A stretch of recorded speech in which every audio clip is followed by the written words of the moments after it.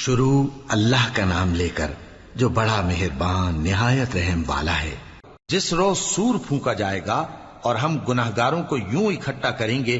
کہ ان کی آنکھیں نیلی نیلی ہوں گی، تو وہ آپس میں آہستہ آہستہ کہیں گے کہ تم دنیا میں صرف 10 ہی دن رہے ہو،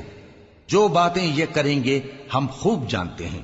اس وقت ان میں سب سے اچھی راہ والا یعنی عاقل و ہوش مند کہے گا کہ نہیں، بلکہ صرف ایک ہی روز ٹھہرے ہو۔ اور اے نبی صلی اللہ علیہ وآلہ وسلم، لوگ تم سے پہاڑوں کے بارے میں دریافت کرتے ہیں، کہہ دو کہ میرا رب ان کو راکھ بنا کر بکھیر دے گا، پھر زمین کو ہموار میدان کر چھوڑے گا جس میں تم کوئی نشیب و فراز نہ دیکھو گے۔ اس روز لوگ پکارنے والے کے پیچھے چلیں گے اور اس کی پیروی سے انحراف نہ کر سکیں گے، اور رحمان کے سامنے آوازیں پست ہو جائیں گی، تو تم ایک ہلکی آواز کے سوا کوئی آواز نہ سنو گے۔ اس روز کسی کی سفارش کچھ فائدہ نہ دے گی